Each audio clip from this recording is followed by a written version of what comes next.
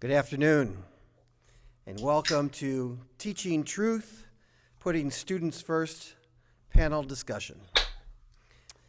I'm Reverend David Miller. I am the senior minister at the Unitarian Universalist Congregation of Fairfax in Virginia. Today we have some amazing panelists who will introduce themselves in a moment. But first, I want to say a few words about why this congregation is sponsoring this event, along with the Emmaus United Church of Christ here in Vienna, Virginia, and Showing Up for Racial Justice, Northern Virginia, with the incredible support from the African American Policy Forum. Like many of us, I hadn't heard of critical race theory until relatively recently. This is because it has been used as a wedge by politicians talking about how it should not be taught in the schools, even though it is not taught in the schools. I have been to our local Fairfax County School Board meetings and witnessed hostility directed towards the school board around critical race theory and other political wedge issues like mask requirements and trans-inclusive policies. In the past few months, there has been an effort to ban LGBTQ theme books in Fairfax. For now, the effort was defeated. But similar efforts to narrow and control the narrative in this country has been attempted elsewhere, including attempts to ban books by Toni Morrison. Rampant fear-based disinformation has too much power. This week in the Virginia House of Delegates, new legislation was proposed that would restrict teachers from discussing the nation's and Virginia's true history, among other almost unbelievable restrictions. This kind of politics has cost educators across the country their jobs, including some of our panel members today. We believe that students want truth. Students want to learn how they can contribute to a better world. Students want and need their own history and perspectives honored, including Black history, Latinx history, Indigenous history, women's history, LGBTQ history. All students need access to accurate and inclusive history to understand the complications of our national journey and to grow into adults who can make the world more loving, compassionate, and equitable. Hallmarks of the beloved community as envisioned by Reverend Dr. Martin Luther King Jr. For Unitarian Universalists, beloved community is a prophetic vision, and Martin Luther King is a prophetic voice. To honor Dr. King, we believe we are called to service and justice. Every year at UU Fairfax, we hold a weekend of service on MLK Weekend, which usually focuses on projects to support the local community. But it's also become abundantly clear that we need to speak out against the way Dr. King's words are misused. On the Fox News show Life, Liberty, and Levine this past October, our new Virginia governor said this, quote, "In the immortal words of Dr. Martin Luther King Jr., we're called to judge one another based on the content of our character and not the color of our skin," Youngkin said. And that's why there's no place for critical race theory in our school system, and why on day one, I'm going to ban it. Today, in his first day in office, I have no reason to believe he won't follow through on that promise. I see numerous problems with this statement about banning critical race theory being taught in schools on his first day in office, because today, once again, Virginia doesn't teach critical race theory in schools. And I'm guessing Dr. King would never want his words to be used this way. So for all of these reasons and more, we are grateful to have this incredible panel. This panel is about teaching the true, challenging, and messy history of this country to our students, in part because it is the truth. It also speaks to our desire for our future generations to be better equipped to strive and maybe even succeed in overcoming fear and hate in order to build that long sought-after, beloved community of all souls. The panel today is an opportunity to dispel disinformation, clarify what critical race theory is and is not, and learn about issues in education both in Virginia and across the country. After the panel, I'll also close with a pledge about the work we plan to do here at UUCF and an invitation to other congregations and interested people to do the same work. So with deep and abiding gratitude, I'd like to thank our UUCF Social Justice Coordinator, Andrew Batcher, for coming up with this idea, our Racial Justice Steering Committee for supporting it, our partners showing up for racial justice and Emmaus United Church of Christ, and all of our distinguished panel, and certainly the African American Policy Forum for all of their support, and our fabulous moderator, Tanashia Williams. Thank you so much, Reverend Dave. I don't know how I can follow that. I think this is your day job. So I thank you for that. And I want to go ahead and get us started with some introductions, but not just any old regular introductions. Yes, I want you to hear from the panelists and get a sense of who they are, but I would also love, panelists, if you gave a little snippet of your personal intersection with critical race theory. So Penny Blue, why don't we start with you?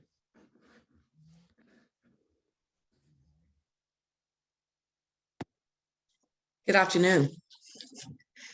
As noted in my bio, I authored and published a book in 2020, March of 2020, prior to the George Floyd murder and the many Black Lives Matter protests around the world. And it was titled A Time to Protest, Leadership Lessons Learned from Our Father Who Survived the Segregated South. I think this is important to mention because in that book, I coined a phrase called blacklash, not backlash, but blacklash. So needless to say, I have experienced critical race theory and understood critical race theory for a long time. Now, the first time I ever heard of critical race theory was this past June, when I was collecting signatures to qualify to be on the November 2021 ballot to run for school board for my third term, or my third four-year term. I approached this white couple and asked them for their signatures. And they said, well, do you believe in critical CRT? And I said, well, I've never heard of CRT. They said, well, critical race theory. I said, I've never heard of critical race theory. So they informed me if I was going to be on the school board, then I needed to understand and know what critical race theory was. So from that point on, our school board was bombarded with people from the community using their 3 minutes to sing, pray, and criticize us teaching critical race theory in the school system. So that's a little bit about my background and my introduction to critical race theory. I do think it's important also to mention that the school board that I was on, Franklin County is located in the southwestern part of Virginia, in the foothills of the Blue Ridge Mountains, right outside of Roanoke, Virginia. And it's about a 70-30 split with regard to Republican Democratic voters. Thank you. All right, thank you so much for that. Naomi, we're gonna move to you. Hi, thank you. And thank you for having me. My name's Naomi Jewell, and I am currently a critical race theory fellow at the African American Policy Forum. So working directly with these issues on a daily basis. I'm also a PhD student at Union Theological Seminary at Columbia University, and I am focusing on both interreligious engagement and the intersection of race, religion, and law. In addition to the work that I do at AAPF, I'm a former practicing attorney, a DEI consultant, and a minister and founder of NIA Center, which is an interfaith and empowerment community. So I am very much looking forward to our conversation today. Thank you, Tanashia. Thank you. Let's move to Andrea. Good afternoon, everyone, and thank you so much for having us. So I'm Andrea Kane, and my background is the last 30 years I've been in public education. Currently, I am the practice professor at University of Pennsylvania Graduate School of Education. And as you know from my bio, I served as the superintendent in Queen Anne's County in Maryland for 4 years. You know, my intersection with critical race theory probably came, over 10 years ago as I was doing my dissertation, doing my doctoral work. My dissertation is in the achievement gap between African-American males in middle school and their white counterparts. So I did a lot of research on critical race theory and socio-political theory, all those things that have to do with culture and how culture impacts how students learn, and how culture impacts how teachers teach. So I've had an opportunity to do quite a bit of study and a lot of work in those areas. My work is overall public K-12 education, but over the period of, the last 30 years, I've done a lot of focusing on equity work in large suburban districts, small rural districts, and as well as urban districts. So I've had an opportunity to interface with lots of different families, communities, educators, students from various backgrounds, as well as being the first African-American female superintendent in Queen Anne's County. I have a lot of history and background on what critical race theory means, but I'm going to follow Reverend Miller in saying there's no critical race theory being taught in schools that I know of. And I've had an opportunity to interface with many schools, not just in my own school districts. So this is going to be a great conversation, particularly to enlighten folks who may be on the borderline and think they know, but don't really know what critical race theory is and how it impacts students and what all this rhetoric is about in society today. I'm just so grateful to be a part of this conversation. So thank you for having me. Thank you. We're so happy to have you here. Reverend Bill. Thank you, Tanashia. I'm Reverend Bill Sinkford, and I serve the First Unitarian Church of Portland, Oregon. I've been here for about 11 years, but prior to that service, I was president of the Unitarian Universalist Association located in Boston, Massachusetts.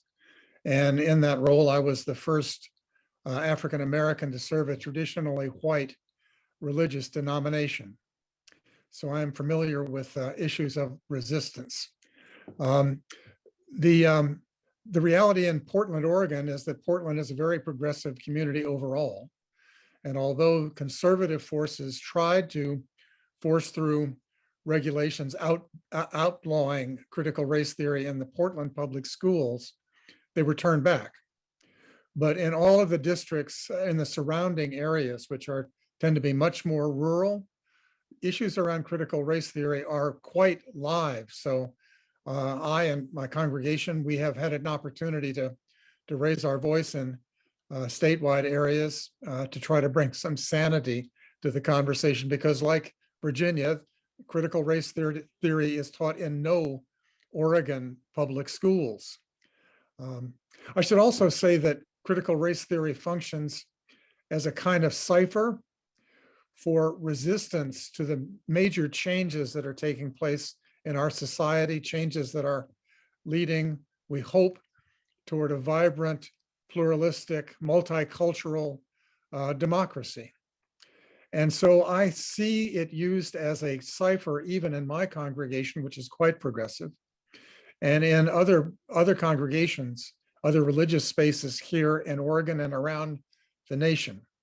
And I think that use is unfortunate because it amps up the emotional energy and makes it harder to have a reasoned conversation. I'm looking forward to this conversation this afternoon. Yes, sir. And James, my friend. Hello, everybody. It's so good to be with you all, and just this thanks, humbled to be here. I've been in education for nearly 2 decades, and with the second half of that time, served in school administration and different administrative capacities. And most recently, I was the first African-American principal at a particular high school in Texas and was caught up in the anti-CRT movement that we've seen crash school boards in local communities across our country. And here's the thing, I firmly believe that all students, regardless of their race, zip code, whatever factor or bucket you want to throw them in, they should all have access to an excellent and equitable education. And I believe we need to celebrate diversity and create these inclusive spaces where people aren't just tolerated, but celebrated and heard and valued. And my unapologetic stance in that regard is it put me firmly in the crosshairs of this particular group, that we know that they don't really know what critical race theory is, but they want to lump everything that has to do with progress, racial equity, inclusivity, diversity, anything that goes along the lines of that particular language, they want to lump that into it. But, one of the things that I'm finding as a positive to this is it's actually sparked conversation, and it's putting us out there to really have the uncomfortable, that experience that discomfort, and have the conversations that we need to have to create that beloved community that Dr. King spoke of. And I'm here for it. I'm here for all of it. Thanks for having me. Thank you for being here. You're here for it. I'm here for it. We're here for it. And I will just echo the sentiments of all of our panelists and our facilitators. Thank you all so much for joining with us this afternoon. And let me just briefly introduce myself. My name is Tanashia Williams, and I have the honor of serving as a critical race theory researcher at the African American Policy Forum. And by way of answering this question, this is like my when did you first fall in love with hip hop, but it's when did you first intersect with critical race theory question. I will share that I first found critical race theory in the course of my doctoral studies.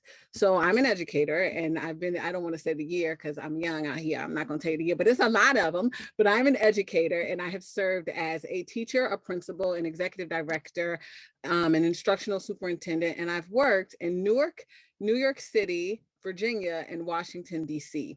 And I've made the choice to work with underserved populations throughout my entire career. And the whole time I kind of asked myself, well, why is there this blatantly identifiable line of achievement? So similar to what Andrea talked to us about, why is there this blatantly identifiable line of achievement?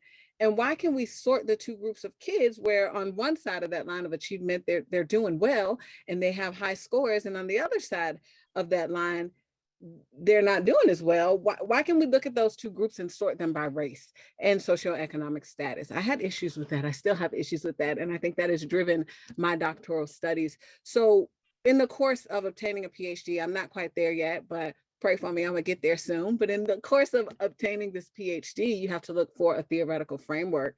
And the day that I learned of critical race theory and I started to dig deep, it was as if someone turned a light on for me. I would say that through this framework, I was able to start to make meaning in the whys, start to really look at the systems that exist and the laws that kind of govern school everyday processes. And I was like, oh, well, I can totally look at these outcomes being outcomes of Black students, particularly in education, and I can trace it to the laws that exist, the systems that exist, the ways that we define achievement, and what we use education for. So for me, my first interaction with critical race theory was, I think, my coming to understand more deeply our responsibility in public education. So I said a lot, and I want to go ahead and get us started because we have a panel of brilliant geniuses who are going to bestow unto us not only some of their stories, but we're really going to engage in what's really going on in the legislation and in Virginia. So Naomi, I started talking about this theoretical framework, and I know that we are going to turn to you to not only define critical race theory for us, but to tell us what critical race theory is and isn't. So we've heard from the folks on our panel about when they first interacted with it, but take a moment and just break it down for us. What is it? What isn't it? And lead us through that discourse. Yeah, that is the question of the day. And, I think it is ironic that Governor Youngkin and other Republicans have latched on to the term critical race theory as the target of their cultural war, because the whole effort is a case study in what critical race theory studies and explains, right? So critical race theory was first developed in the 1970s and 80s by legal scholars like Rev Bill, Kimberly Crenshaw, and many others. And so Dr. Kimberly Crenshaw, who's also the executive director of the African American Policy Forum, shout out to Dr. Crenshaw, shout out to AAPF. She's also a law professor at Columbia and UCLA. And she originally coined the terms critical race theory and intersectionality. And so intersectionality gets talked about. So forgive me, Tanashia, but I just want to take 2 seconds and talk to people about what that is as well. So intersectionality refers to the interconnected nature of social categorizations, things like race, class, gender, nationality, physical, mental ability.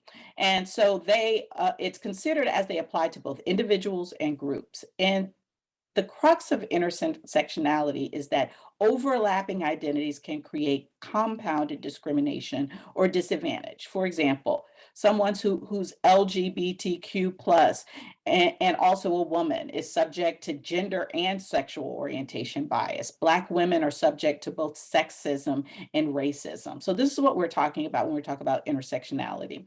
Now, critical race theory is an academic framework, a legal academic framework, a legal lens for research that uncovers both the overt and subtle ways racism is structurally embedded in laws, policies, and institutions that uphold and reproduce racial inequalities.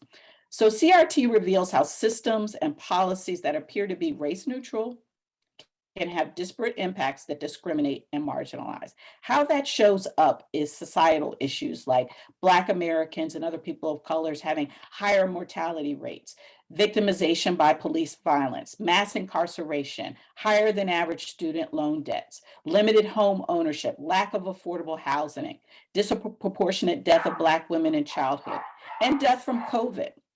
These are not simply unfortunate and unrelated phenomena.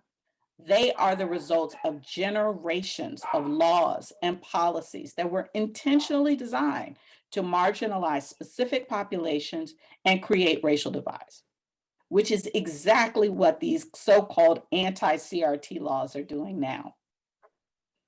We have often characterized the attacks on CRT and the attacks on telling truth in schools as another manifestation of white supremacy and pervasive racism. I will also say we are want to have this notion to say it is not taught in K-12 schools, but I do just want to make the iteration that we do ask children, analyze the social, emotional, and economic impact of World War I or World War II. Where we go deeper and where those lines of CRT cross is that we also want to analyze them by everyone who exists in the nation, not just by some. So I just want to make that iteration as I pivot to our pedagogues. And Andrea, James, and Penny, these questions are really for you. I would love for you to talk about how critical race theory has shown up in educational spaces. James, I'm going to start with you. Please tell us, what does teaching truth mean, and how does the act of instructional integrity play out for teachers and school leaders? Yeah, thank you, Tanashia. So teaching truth, for me, it is just that. It's teaching a accurate and inclusive history, giving students an opportunity to engage, explore, question, and discuss complex problems and pieces of work. And so let me ask you this. For so long in our country, whose experiences have been centered and who have been cast aside? And if I could get a show of hands, and I know I can't see everybody right now, but show of hands, how many of us as adults have said in our adulthood, man, I sure wish I would have learned that in school, as we learned about later on in life, the atrocities such as the Tulsa Race Massacre. Right? So if I could see a show of hands in the audience, I have no doubt that I'd see many hands raised. And we have to recognize that this is a problem. We've been deprived of knowledge that could have helped us heal and helped us move forward. And school leaders and teachers across the country know what's being taught in schools. And here's what's like absolutely fascinating about it. There's this outcry over what's being taught in schools across the country, with particular attention paid to history, as if students are really learning these hard truths that will bring this guilt and shame. But oddly enough, what they're crying for already exists in textbooks across the country, which are aligned to whatever state standards, right? So they already have the most basic whitewashed version of history being taught in schools. It's just ironic to me that that is their outcry when they already have what they're saying that they want. For instance, in Texas, we have a full 7th grade year dedicated to Texas history, but we don't veer into what the huge motive was for the Texas Revolution. And that was, you got it, the desire to preserve the institution of slavery. And so much of what the father of Texas, Stephen F. Austin, he spent years going back and forth with Mexico City bureaucracy over the necessity of enslaved labor to the Texas economy. He went so far as to write in 1832 that nothing is wanted but money, and Negroes are necessary to make it. But that's not part of a history that we share with students. But it's imperative that we share that with young people, and because they have access to more and more information, and they're going to find out these truths at some point. Then we'll have to answer those questions of why we never endeavored to teach these truths and what will be our answer. And my hope is that we don't have to answer that question, that we'll stand up for instructional integrity, so teachers can do what they're called to do, and that all students can have access to an accurate, equitable, inclusive, and most excellent educational experience. So let me find out you're out here teaching today. I mean, we did say this was a teach-in, but I want to thank you, Dr. Whitfield. You got the folks raising their hands. You got them giving you answers to questions, and I want to thank you for that. So should I pivot now a bit to Penny? We would love to hear from you about what is happening in school board meetings. And in Virginia, it is quite the tale. But talk us through a little of your experience having served on a school board, and tell us a bit about what we see manifest by way of critical race theory in school board meetings. Okay. First of all, I'll share with you guys today what the school board shared with those protesters that bombarded the school board meetings over the past number of months. And first of all, school boards do not make or create law. School boards follow the law. Secondly, we shared with them that school boards don't determine the curriculum in K through 12. The K through 12 curriculum is determined at the state level. It is measured at the state level by standards of learning tests, which are statewide or are called SOLs. And so it measures whether students are learning what the state feels that they should. It measures whether teachers are teaching what the state believes that they should teach. And it measures the school system as to whether we are doing what it is we're supposed to do. And we provided this information to those protesters with regard to where it is determined what is taught in schools. And we also provided them with information how they could give feedback at the appropriate level to the appropriate people with regard to what was being taught in schools. But the bottom line is, as everyone on this call knows, CRT is a dog whistle. It really wasn't about what is being taught in the school system, which is very important as to what is being taught in the school system, but it was about power. And the power in the state does not rest in the 100 and so school board districts. It rests at the state level with the governor and et cetera. So that is really about what the CRT dog whistle was in regard to. It was about the state race. For instance, I said I live in a county that's 70-30 Republican Democrat. I knew after critical race theory came out that became part of the dialogue that I was not going to win. I was not concerned about that.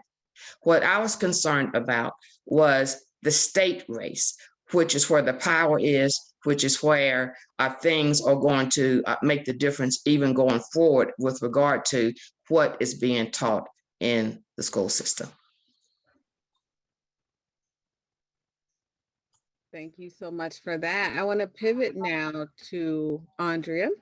If you can provide a little context for us, we know that you are not only a superintendent in Maryland, but you now serve as a professor of practice at an Ivy League, no less. So talk us through like this, what we're seeing manifest in both K-12 and in higher education, and the fact that the threats, there's a permeable wall, like the threats are in both spaces. So talk us a little through that.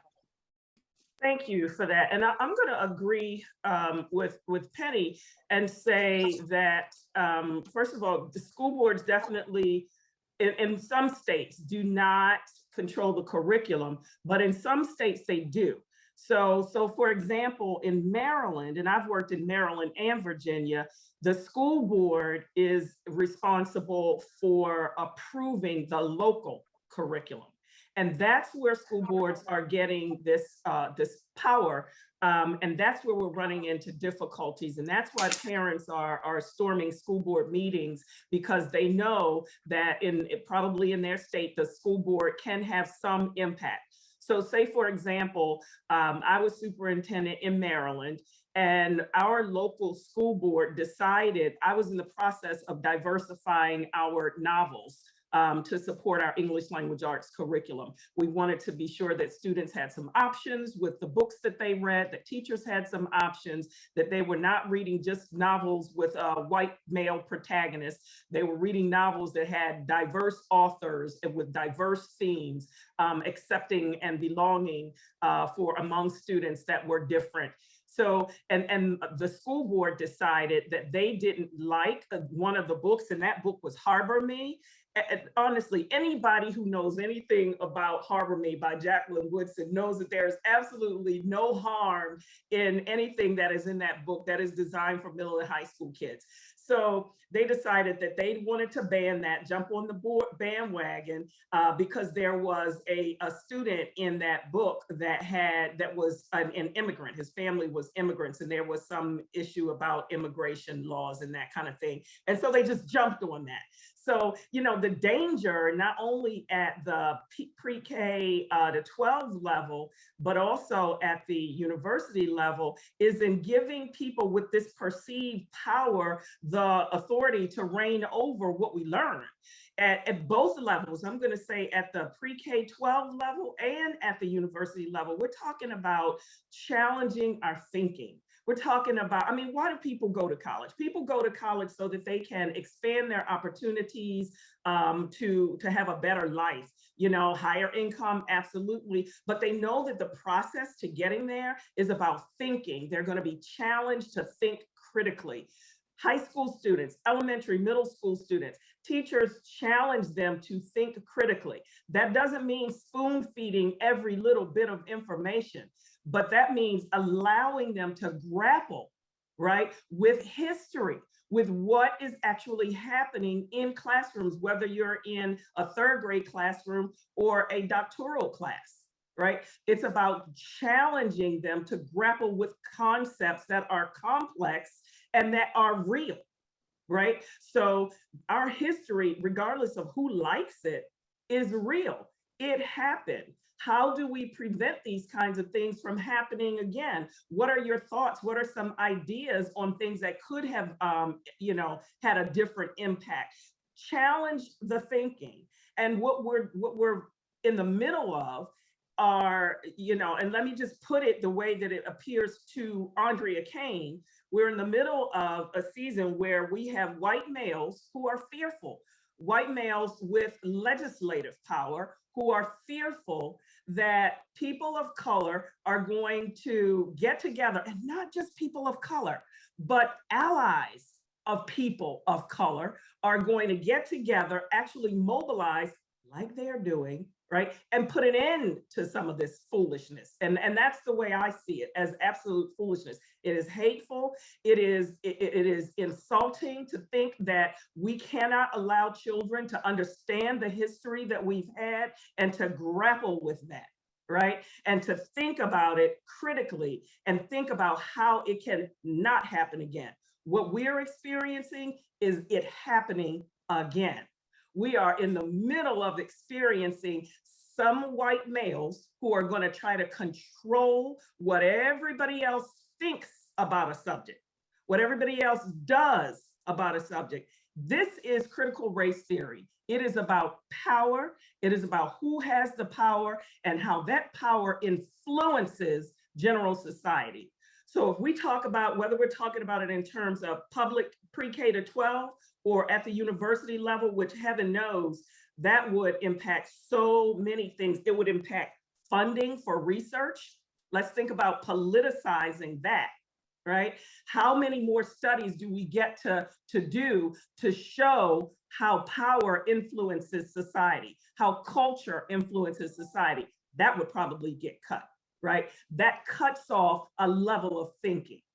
So those are the kinds of things that I, really consider when I think about what is happening right now with critical race theory, whether it is at the pre-K to 12 or the university level. I think about it in terms of criticality of thinking, of how we can mobilize ourselves to do something about what we know wasn't right. There's nothing right about US history, about white men stealing land from Native people, about them stealing Black Africans from one country, bringing them to another to force them to work the land that they get the benefit of. We can't have that happen. We can't have people saying, you can't learn to read. You can't think about this, or you can't think about that. You can't talk about how sexism, how racism impacts a great number of people. What kind of thing is that? We should be beyond that kind of thinking. And that somebody is different from us, it makes us American. Everybody's not the same here. But we've had different experiences, and we just have to acknowledge that and allow people to think about what happened so that we can keep from repeating those kinds of histories. So saith the professor of practice at the University of Pennsylvania. Listen, friends, I feel compelled to take a moment to say that your panel is composed of men and women of the cloth and teachers. So you about to go to church and you about to go to school all in one. So I want to keep us moving, and I want to thank you all for that. I was going to touch on how you talked about students not seeing themselves in the curriculum, not seeing themselves in education, and I know that we're going to loop back to it. So I just want to say thank you all, my pedagogues, for contextualizing for us what we are seeing in schools, and thank you from raising our hands to getting us to feel it. Thank you for bringing us with you. Okay, my friends, so let me keep us moving. I want us to move into education as a moral responsibility. All right, so Reverend Bill, I am going to turn to you. What is our moral responsibility? And should there be a moral code when it comes to educating our nation's youth? Thank you, Tanashia. Dr. King talked about the need for a change of heart, for a conversion in the national consciousness and in all of our hearts. And what I know is that how we understand the truth and what we understand to be true has an impact on how open our hearts can be. So the Christian scriptures tell us that the truth can set us free, that the truth can be a way that we can liberate ourselves. And I do believe that that is true. That's what Dr. King was calling for a liberation of our spirits. But the reverse is also true, that lies and a refusal to know the truth can also keep us in chains. And that's what we're confronting today by those who are complaining about and trying to use critical race theory as a reason to close down access to the truth and the true story about our nation, because this is actually a conversation about what story we tell about who we are as a people. And it has serious spiritual overtones, because the effort to avoid the telling of the sins of the nation, the effort to present America as an innocent country of good people who are going after good ends, that effort closes off the possibility of redemption. It closes off the possibility of our being able to confess that we were less than perfect, less than godly, less than the children of God that we are told that we all are. It closes off that process and keeps us in chains. There's wisdom in the truth and reconciliation process that was first modeled in South Africa. There's wisdom there because it says that before you can move to reconciliation, before you can move towards salvation, to use traditional Christian language, you must know the truth, and you must be able to tell the truth about yourself. I want to build for a moment on Andrea's comments about harm, because a discussion of harm actually gets us into the moral issues and gets us into the ethical issues that are involved here, I think. And the truth is that not telling the truth, and that this effort to resist what is called critical race theory, which has been deconstructed for us, but that effort to not tell the truth, that the truth is that harms everyone. It harms everyone. It harms Black, Indigenous, and person of color. It harms BIPOC folks, not just in reinforcing the differentials that have been mentioned before, the differentials in educational attainment and income, and the differential impact of COVID, and it makes it difficult to deal with those. That is true. But for BIPOC folks, it also has a more internal impact. It says to us that we are actually invisible in the society. It invisibilizes our presence. Or more specifically, it says that we are present, but unimportant. It says that our lives do not matter, that Black lives and brown lives and Asian, that they do not matter. So it clearly harms BIPOC folks, but it also harms the white community. And that, I think, is one of the important dimensions that is often missed. It harms the white community because it allows the assumption of white innocence. And it also allows the white community to make the assumption that the lower income, the lower educational attainment, the higher incarceration rates among persons of color, even the virus, it allows them to make the assumption that those differences are the fault of people of color, rather than the result of centuries of being pushed down and held down and deprived of opportunity. It allows the belief that personal prejudice is the evil that we need to address, not the policies and the structures that push us down like knees on our necks and that grant others unearned benefits. The moral stance tries to eliminate undeserved harm and tries to work toward the common good. If the harm continues, we know that there are spiritual costs, because in the end, the society will reap what it sows. I want to make one other point here. It's a moral point, I think. And that is that the argument against critical race theory is often couched in terms of preventing discomfort for white children, preventing discomfort for white children. And I want to say that morally and spiritually, comfort is not the goal of education.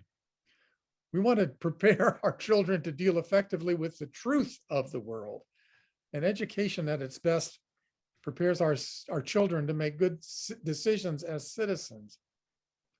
the role of the church, and I would argue the role of the school as well, was stated by Reverend William Sloane Coffin one time. He said, the role of the church, and I would argue the role of the school, is to comfort the afflicted and to afflict the comfortable. Thank you. So I want us to come back from this break and really dig into Virginia and talk about exactly what's going on in Virginia, some of the legislation just this week, and really ground our conversation more concretely in what we're seeing manifest in our schools, at our school boards, and in the state houses. So Naomi, my friend, I turn to you, our lawyer, our legal scholar. I'd love for you to talk us through the status of legislation in Virginia on the heels of hearing MLKs that say that some laws are just and some are unjust. So explain for us the executive order, the jurisdiction of the school board, anti-CRT bills, and what is really going on in my home state of Virginia. Yes, we are definitely in the realm of unjust laws. So to answer your question, Tana, I'd like to start with some background. You got a little bit of this in the video, but I think it really bears repeating to understand these laws and where they come from. So the legal and public administrative phase of this backlash began with Donald Trump's response to the racial reckoning of 2020. And his response was Executive Order 13950. It banned federal agencies, contractors, and grant recipients from conducting DEI training, any DEI programs that address systemic racism and sexism.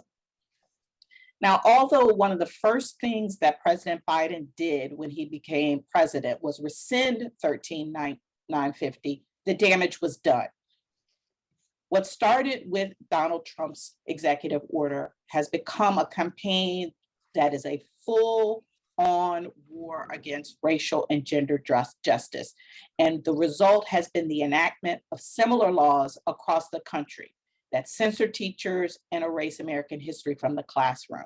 We call these copycat laws. States have used legislative and administrative powers to enact these bans, and they essentially copy the language of now revoked 13950. As of today, 11 states have passed legislation banning what they're calling CRT in public schools or state and local governments. And only one state has had these laws been vetoed. 7 other states have anti-CRT resolutions that were approved by their state board of education, and one has an attorney general opinion. So what am I saying? That in some states, they are able to push this through the legislative bodies, the state Senate, the state House, and actually get this into legislation. In states where they're not able to do this because Democrats may have a majority, then they may go through the State Board of Education, which has the ability to create policies. And in states like Virginia, where the governor can appoint the leads of these structural bodies, then they can kind of put them in a position to put these policies in place. So on January 12th, Virginia House Bill 781 was proposed. It is a copycat law. It essentially pulls from the language of Executive Order 13950. It would prohibit school boards and its employees from teaching what is vaguely named in all of these bills, divisive concepts. These divisive concepts include this, making people feel bad about history. So it targets all discourse related to discrimination and identity, race, religion, ethnicity, gender, sexuality. So we should all be concerned about this. They also prohibit the hiring of DEI consultants, DEI training, or other similar initiatives. And in Virginia, parents who would be able to prove that their child has been subject to some divisive concept would then be given a voucher to send their student to another school. Yeah, the cat's out the bag. This is the Republican strategy to defund public education and privatize it. This is what this is really about, in addition to really making people of color, indigenous people, and people of non-binary white identity feel bad about their backgrounds by demoralizing, marginalizing, and keeping them from understanding their place in society. So what's important to note is that Youngkin on his own actually has limited power over local Virginia school boards. The General Assembly in Virginia can legislate these policies, but those of you in Virginia may be aware that you currently have a Democratic majority. So there's a question whether House Bill 781, although it's been proposed, can actually pass the House and Senate in Virginia. Like I said, Youngkin knows this, which is why he brought in also this week this new superintendent, Jillian Below from Wyoming, right? And he's also able to appoint the Secretary of Education. So he can put some appointees in to push through administrative policies. Now, this is where the school boards really become important, because if using these agencies, some policy is pushed through, ultimately in Virginia, the school boards will still have the power over any interpretation of any policies and ultimately of any enforcement. So that's why involvement and awareness with school boards is critical. So many of you may have seen in the media reports this week the ignorance with which this bill was written. Republican freshman, and I'm going to call his name, Ren Williams, is the one who sponsored provision B3 of this bill. And this is so indicative of their lack of knowledge of American history. I've got to read it to you, because if I don't read it to you, you won't believe it. So B3 of this House Provision 781 in Virginia says, the board shall incorporate into each relevant standard of learning and associated curriculum framework a requirement that each student demonstrate the understanding of the first debate between Abraham Lincoln and Frederick Douglass. The first debate between Abraham Lincoln and Frederick Douglass. Okay, I'm sure I don't need to say this, but I'm going to say it anyway. He is attempting to refer to the 1858 Abraham Lincoln and Stephen Douglas debate, not the abolitionist slave Frederick Douglass.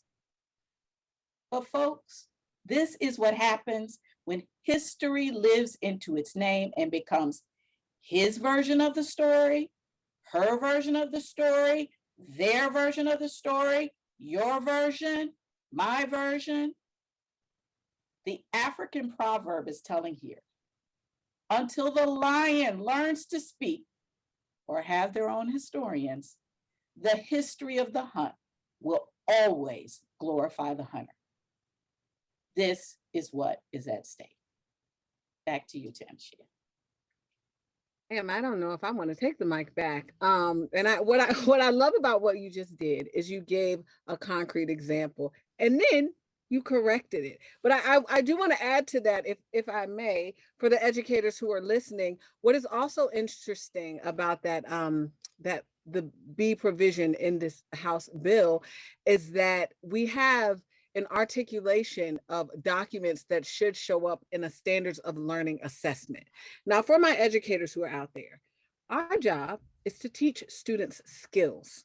And we use lots of different content with which to do that. But what we are seeing in this part of this bill is an articulation of pieces of history that must be read. So essentially, we are saying, make sure every student reads and knows all of these pieces, because when they go to take the test, we're going to use these pieces in the test. So just to echo your point, Naomi, thank you for so concretely kind of spelling that out for us. And thank you for breaking down exactly what's going on in Virginia, or an attempt of what's going on and what we are seeing in some of these proposed bills. So James and Andrea, I'm going to turn it to you because I want to hear some more of what's manifesting also in Texas and what you've experienced, Andrea, in Maryland. We've seen an onslaught of legislation that works to ensure silencing of narratives and a sterilization or sanitation, if you will, of history of what students learn. So Andrea and James, I turn to you to expand our lens. This is not just a thing that happened today or this week in Virginia. I've had the pleasure of speaking with both of you, and I have had the distinct honor of kind of being immersed by your stories and your narrative. And I would love for you to share some of that with our audience by way of what is happening in Maryland, what is happening in Texas, and how you've navigated those waters. And I'm happy to start with you, Andrea. Thank you. And so, yeah, so Maryland has not passed legislation at this point. Maryland is largely a Democratic state, and because this definitely falls along political lines, it hasn't happened here yet. That is not to say that it couldn't happen, because it certainly could. I mean, I left or finished my contract in a district that was very much opposed to critical race theory. And this was spearheaded by a particular parent in the community that just started screaming, you know, check your kids' backpacks and all that kind of foolishness for critical race theory documents, which obviously they hadn't found any. And I guess because I was the African-American superintendent who later became known as the Black Lives Matter superintendent, which I'll wear that with pride. You know, because I was there, I guess it meant that I was doing something, you know, illicit to children. It was a ridiculous thought, because we experienced a lot of success in the district where I left. We had the first African-American history course, because prior to me being there, they did not have one. We, you know, had conversations with children in partnership with community partners to talk about race, students talking about race, and Sunday Supper Committee, all of these, you know, different agencies that were centered on equity and really finding solutions to issues that plague the community, not just in Queen Anne's County, obviously, it's across the country, but specifically as it pertained to schooling in Queen Anne's County. It really was, you know, just some loud voices that were absolutely misinformed. And later I found it was in order to have a political platform. It was in order to have a reason to run for a political office, and just to mobilize, you know, people who really were fearful and uninformed. But, you know, as it pertains to what's happening right now, that's where we are. But I can tell you that it would definitely be more of what was already talked about, copycat legislation, because there has not been, until now, there has not been a cry for changing what students learned in school in terms of US history. In fact, in Maryland, just a couple of years ago, the State Department of Education did change policy to say that they were going to be including materials of instruction and content in our history courses about LGBTQ and their contributions to US history, because that's missing. And so to come back now and to create legislation that says you can't have conversations about that would definitely be contradicting where we were a couple of years before this, which also was a couple of years before George Floyd and Breonna Taylor, Ahmaud Arbery. And so, you know, it would just show a jumping on the bandwagon type of a mentality if something like that was actually passed in Maryland, because the truth is the truth. And whether, it doesn't matter what grade you're in, it doesn't matter what ethnicity or race you hail from, the history is what it was. And when children ask, and they do ask, what happened? Where were the Black people? Or where were the Chinese people? Or, you know, what was happening with women at this time? And what are teachers left to say to them? You know, they're fearful. Will they be fearful to respond to those kinds of natural questions for fear of losing their job? Because some legislator said, "Oop, don't talk about that because white children feel shameful." Who was concerned when children were learning about slavery and nobody addressed how Black children felt about that? And I noticed in the questions, there was a comment about, you know, how people are feeling and their inferiority that sometimes people of color feel when, you know, certain ways of our society and our norms and our culture as Americans says that we are inferior, right? Points to that. Does anybody think about how that makes children of color feel? Nobody was concerned, no legislator was concerned about that until a white child or a parent of a white child said that white children are feeling shameful. And what we need to be doing is we need to be educating. We need to be educating so that they understand this is the history. It doesn't mean that you need to feel shameful. And by the way, child of color, it doesn't mean that you need to feel inferior, right? We need to be having these conversations so that we can stop this, so that we can stop this oppression. I know I've taken up more time than I'm supposed to, so I'll stop it at that, and I'll just leave it there. Thank you, ma'am. James. Dr. Kane, that's going to be tough to follow up. You know, so much of what I have to say is in direct alignment to that. You know, we hear all the time here in Texas, it's copycat legislation like you see all over the country. You know, we don't want to present anything that would create guilt or shame in students, or to make some feel like they're are oppressed or an oppressor. But here's the thing, like these people are definitely not talking to kids, because the kids are good. The kids are ready to have these conversations. Believe me, I've spent time with them for the last 2 decades. Kids are good. It's a certain segment of adults who are using those terms to try to fire up a base, because if you want to get at people, if you really want to get at parents and families, what's the natural thing to do? Well, you tell them somebody's doing something detrimental to their kids, right? And get them all fired up. So the kids are ready. But as far as my personal experience here in Texas, you know, my heart's desire, if you heard previously in my introduction, it's for every kid to have access to an equitable, excellent education, no matter where they come from, right? No matter the circumstances. They all get to be celebrated for their unique genius in this space. And, you know, one of the things I did when I became principal at the last high school I was at, it was in the wake of the George Floyd murder. And, you know, I saw all these people around me sending out these statements of support. I saw companies changing their logos and, you know, black squares all over social media. And I was inspired one day to send out a message to our community, because I was leaving one middle school. They didn't have a principal left at that time. I was coming into a high school. And so I sent it out to both communities and just said, hey, essentially, I'm inspired by what I see around me. I'm hopeful. You know, in my 42 years almost at that time, like I've never seen people come together and just unapologetically say Black Lives Matter in such a unified way. And I just, you know, sent out that letter of support. Well, that was one of those things that this group of people wanted to point to when it came time to attack me, a letter of saying that systemic racism is real, but how hopeful I was for the future that we could come together and move past these things. And one of the things we did is we created a diversity advisory council. It was made up of students, staff, community members, and it was led by students. And we didn't want to just have a council in name, because we have a lot of that. There's a lot of stuff that's there in name. We really wanted to be about action. You know, we did things like intentionally creating events surrounding the various history months. We did an MLK Day of Service. It was a day on, not a day off. It was a huge, awesome event. We had a Holocaust Remembrance Vigil led by one of our Jewish students, where students read the names of those who were exterminated by the Nazi regime.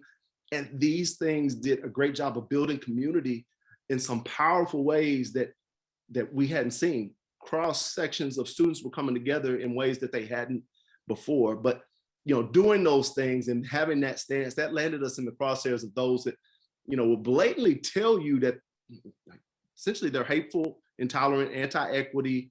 They think systemic racism is some kind of conspiracy. They don't want to hear about diversity.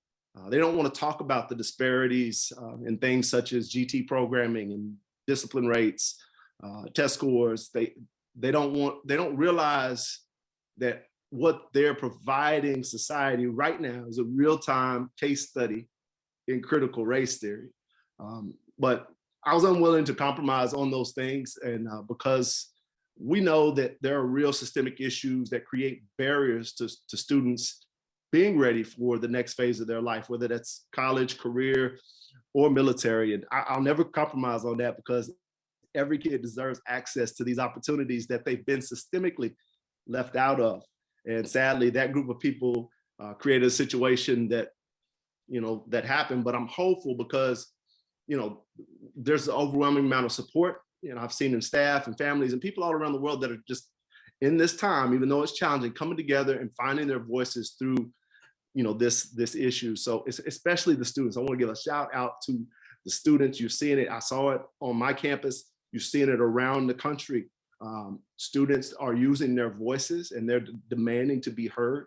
There's a lot of talk about student voice, but man, students they're stepping up and making sure their voices are heard. They blow me away. And I know a lot of people say kids these days in a tone that's more like, what are we gonna do? Like we're doomed. But no, I'm really encouraged by what I see by our youth. If they are the ones leading us into the future is bright. But we have to, as the adults in their lives, we have to stand up and be, stand on our morals and be unapologetic in that. Well, my friends, I want to thank you for that. And I want to pivot our conversation to a bit, because I think that you gave us a beautiful precursor to what is about to be our one and only crosstalk.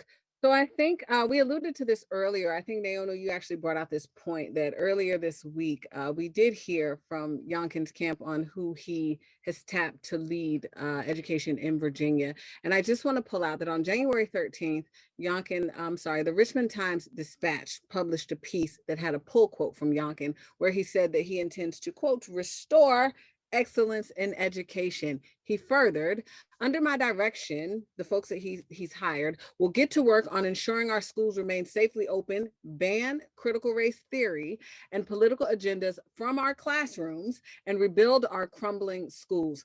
So I want to open us up to a crosstalk. And friends, we got to be succinct here, because we are running at the end of our day. But I want to open us up to a crosstalk, and I really want to look at or dig into how a theoretical framework has become so politically polarized. And so my question is this polarization exacerbated by this show of political peacocking through which Youngkin has made this decree of weaponizing this executive order? Did any of those words make sense? I just want to know how we got here and what your thoughts are about it. And this is a crosstalk, my friend. So pretend that we're sitting at the kitchen table. If you don't mind, I'd like to start that, Tanisha. And because I want to expand on what I meant by power of the school board versus the state, which is actually where we are and what we're talking about.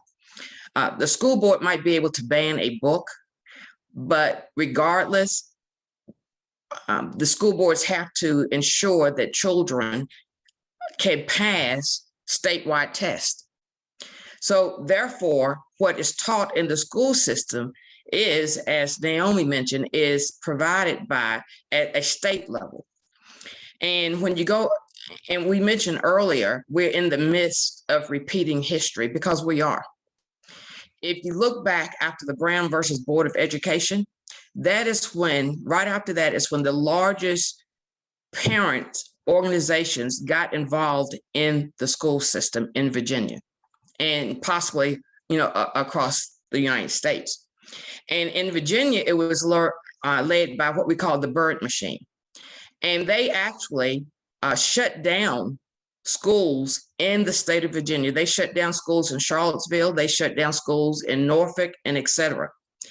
And it wasn't until at the federal level that it was considered unlawful for them to do so, that they had to open those schools back up. But then locally, in Prince Edward County, the Board of Supervisors shut down the schools in that county for 4 years. So African-American children in that county weren't allowed to go, weren't able to go to school in that county for 4 years. Their parents had to send them outside of the county in order for them to get educated. So we are in the midst of repeating that now. And it is very much so political, which is why the political base has now gotten all these parents in an uproar coming to the school board saying certain things. But the bottom line, the result is a statewide election where the governor, quote unquote, and possible legislation can put rules and laws in place. Because if laws are put in place with regard to certain things that you can teach and not teach in the school system, all the great programs that you mentioned, James, will be against the law for schools to do. And sitting on the school board, we can have debates, or we have had debates, but where we win is, or where we lose is when it is against the law or a part of the law. And so you had Governor Northam, who over the past several years started the Penny, before you give me a little more of the history lesson, which I do appreciate, I think we might have to give this to the people in a leave behind or a beautiful PowerPoint. I want to make sure, because we're running a little short on time, I want to make sure that I hear from others. So we heard from Penny that this is about to manifest in these laws. Other thoughts that you all have, panelists, and thank you so much for that, Penny. You're quite welcome. Well, since laws was mentioned, I'll go ahead and jump in here quickly. From my point of view, the politicization of CRT is part of an ongoing effort by a minority to prevent a truly multiracial democracy. The census showed that racial and ethnic makeup of the United States is going to change. And so those who are seeking to keep power and opportunity in the hands of a few recognize that if they control the policies and practices of the three branches of the federal government, the state government, and the education system, then it doesn't matter what the masses think, want, or feel. That's why I chose this background, right? Our lives begin to end the day we become silent about the things that matter. The alarm has been sounded and it is blaring. So we either rise together as a community now or give democracy over to authoritarianism and oppression. Yeah, and I'll just add to that, like what we're dealing with here, we just need to call it what it is. This is an attack, all out assault on public education. Now they've done it in a number of ways over years. Usually it was over taxes, right? They would come and talk to you about you paying too much in your taxes. They haven't quite fully let that go, but they have found something in this anti-CRT movement, as I say, because they're hitting home, they're hitting people like, oh, somebody's trying to do something to your kids. So this has always been about public dollars that are going to support public schools. And we just need to call that what it is, and be ready to stand up, because only in a public school is every student, regardless of where they come from, regardless of their sexual orientation, regardless of their religion, whatever, you name it, they're accepted and welcomed in that space.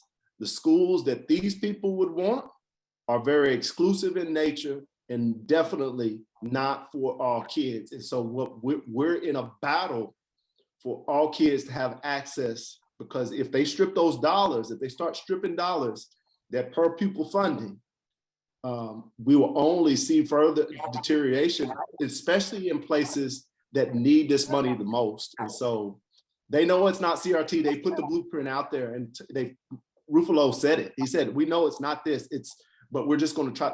Don't believe the hype. Stand up and fight for your public schools. We have to do it.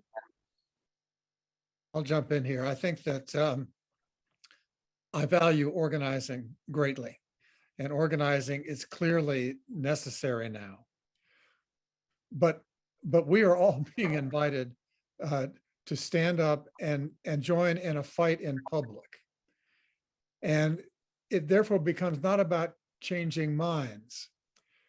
It is easy for us to forget, as was just said, that the kids are ready for this. But more importantly, that huge majorities of the American people, both people of color and white people, are speaking from our point of view. Our voices represent the majority by far. And so we don't need to get down in the trenches with some of the opponents. We have the luxury, because we are on the side of history, of speaking with a voice of love, which actually allows the possibility for some of these folks, not today, because not everybody's going to go with us today, but someday these folks are going to want to come along with us and join in the future that is brighter and more optimistic. It's about how we show up, just to remember that we are speaking for the majority. You know, the comments that have been made to this point are just so on point. I just want to put up a drop the mic meme because it has been so true. I think that because the important thing is that we are in the majority. So whether we're talking about people of color and our allies, or just think around the concept of what's right for children and the concept of equity, we definitely are in the majority, because I think that regardless of the side of, you take on this, people want what they believe is best for their children. I want to believe that. And I'd also like to think that, 10 years from now, we'll look back on this and think, oh my gosh, how could anybody have ever thought that banning critical race theory or not addressing the truth about our history was wrong? How can anybody ever think that? And why did I not do whatever I could have done to support teaching the truth? Until this time, the truth always represented something that we wanted for our children. We wanted to talk about what was true. We wanted to be about the truth until now. So my hope is that, in several years from now, we'll look back on that and say, that was one of the most ridiculous things in our history. We are not going back there again. We shouldn't have even had to fight that fight, but it was what it was. And now we're better for it. I would like to think that. But until such time, I think that it is incumbent upon us to mobilize ourselves, to get behind our legislators, to support our students, to listen, thank you, Dr. Whitfield, to our students and amplify their voices, because what they want to talk about, what they want to learn about has got to be highlighted. And they want the truth. They don't want anybody lying to them and keeping things from them. They want the truth. So I hope that we're able to take that away and say, let's amplify student voices, let's share the truth, and let's think about what we need to do, all of us, to make this place, this world that we live in, better. So that's what my hope would be. Tanisha, I would like to add something here, if you don't mind. I agree. We are in the majority, but we're in right now, a slight majority. But what we also have to remember is this: America believes in democracy as long as certain people are in power. When they become afraid that they are no longer in power, then that is when they do not act in a democratic way. For instance, the insurrection at the Capitol is because of the browning of America. When we talk about the 15th Amendment, after the 15th Amendment was passed, that's when we had a lot of massacres with regard to destroying towns. I mean, one of the most famous massacres, of course, was in Wilmington, North Carolina, where you had Black politicians in power and et cetera. And mobs went in and took those people out of power, ran them out. And it was because North and South Carolina, it was majority African American. So yes, we might be in the majority, but it is about the power at the federal level and at the state level. And that is who runs the educational system. And so we have to keep that in mind. I want to thank you all for the gems that you have dropped, for the knowledge that you have bestowed. I'm going to invite you to put together some resources of where folks can go next, what folks can do from the vantage point of a man of the cloth, from the vantage point of an education pedagogue, from the vantage point of an attorney, so that we can share those after this conversation.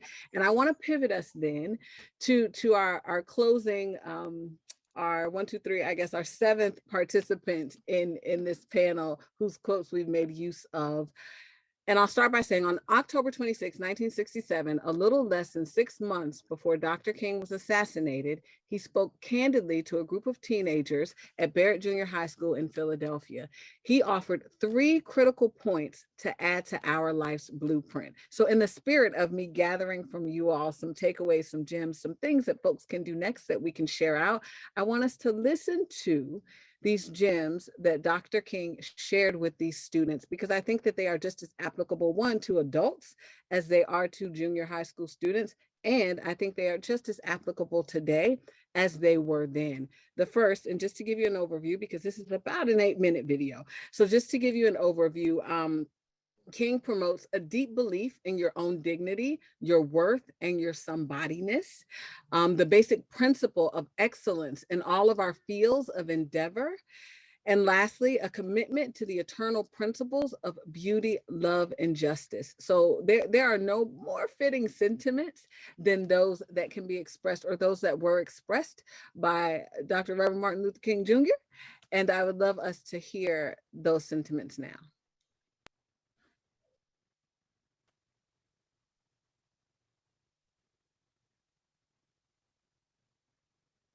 I want to ask you a question, and that is, what is in your life's blueprint? This is the most important and crucial period of your lives, for what you do now and what you decide now at this age may well determine which way your life shall go. And whenever a building is constructed,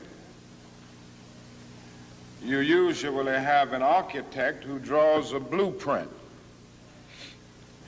And that blueprint serves as the pattern, as the guide, as the model for those who are to build the building. And a building is not well erected without a good, sound, and solid blueprint. And I want to suggest some of the things that should be in your life's blueprint. Number one in your life's blueprint should be a deep belief in your own dignity, your own worth, and your own somebodyness. Don't allow anybody to make you feel that you are nobody. Always feel that you count. Always feel that you have worth, and always feel that your life has ultimate significance. Secondly, in your life's blueprint, you must have as a basic principle the determination to achieve excellence in your various fields of endeavor.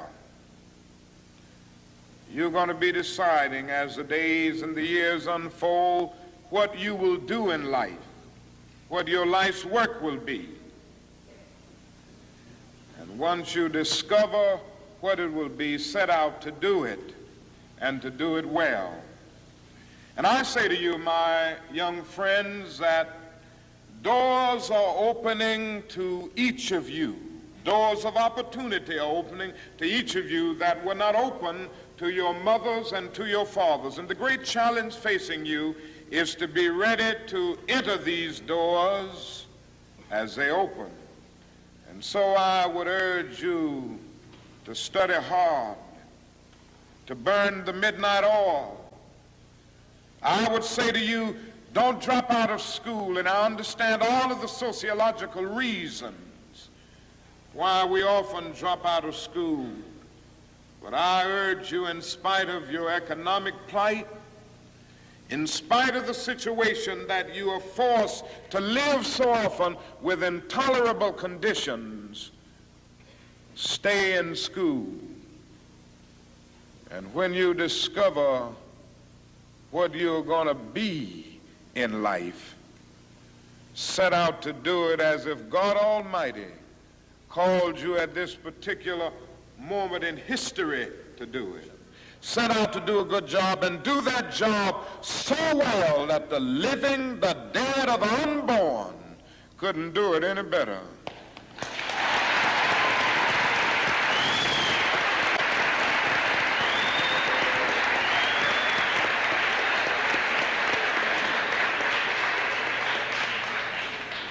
If you can't be a pine on the top of the hill, be a scrub in the valley.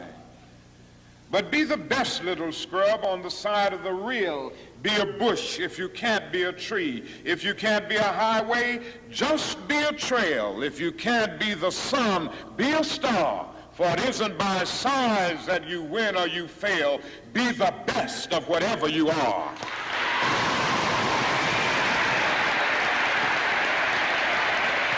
And finally, in your life's blueprint must be a commitment to the eternal principles of beauty, love, and justice. Don't allow anybody to pull you so low as to make you hate them. Don't allow anybody to cause you to lose your self-respect to the point that you do not struggle for justice. However young you are, you have a responsibility to seek to make your nation a better nation in which to live. You have a responsibility to seek to make life better for everybody. And so you must be involved in the struggle for freedom and justice. Now, in this struggle for freedom and justice, there are many constructive things that we all can do and that we all must do. And so our slogan must not be burn, baby, burn. It must be build, baby, build. Organize, baby, organize.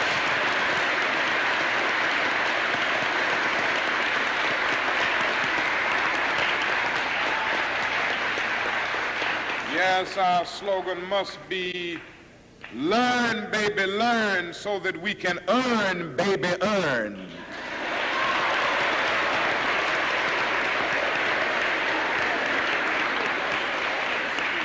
And with a powerful commitment, I believe that we can transform dark yesterdays of injustice into bright tomorrows of justice and humanity. Let us keep going toward the goal of selfhood, toward the realization of the dream of brotherhood, and toward the realization of the dream of understanding goodwill. Let nobody stop us, but we must keep moving.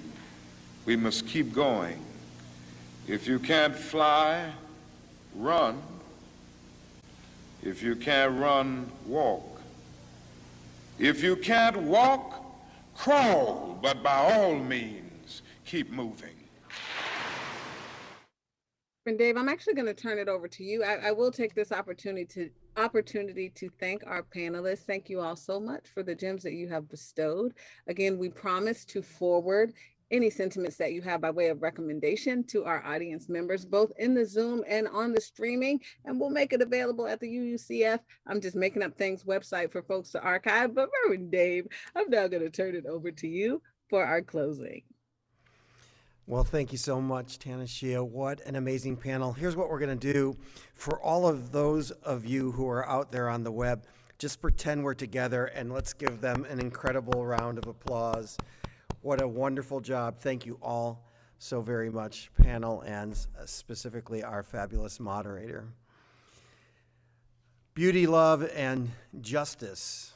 the mission here at the Unitarian Universalist Congregation of Fairfax is to transform ourselves, each other, and the world through acts of love and justice. And that's what we're going to try and do. I want to thank again the Emmaus United Church of Christ, Surge in Northern Virginia, and the African American Policy Forum. And I also want to especially thank our staff here at UUCF who's worked hard on this event to help make it possible. Teaching our children really does take a village. Parents, teachers, administrators, community members, we all have a role to play.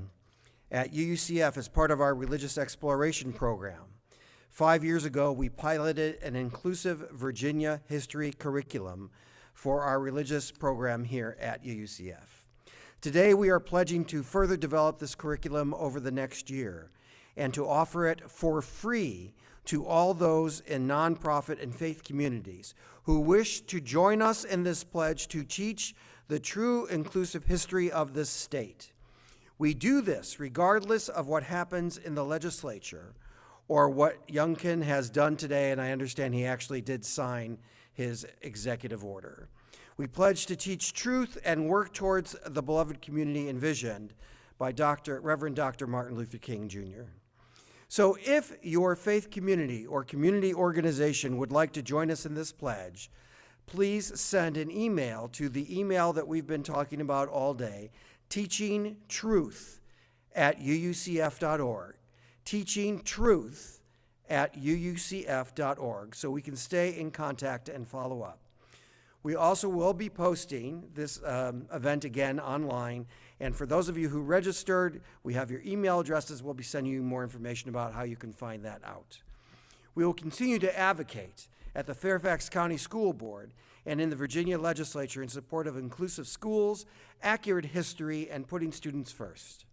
I, and I hope most of us here today, believe that it is a moral responsibility to support upcoming generations and counter harmful disinformation.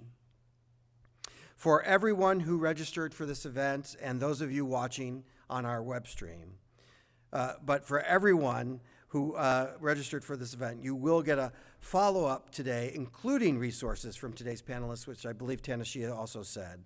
And once again, I'd like to express my deep gratitude to our panel, to our fabulous moderator, and to all of you for being here today. It will take all of us to do this work.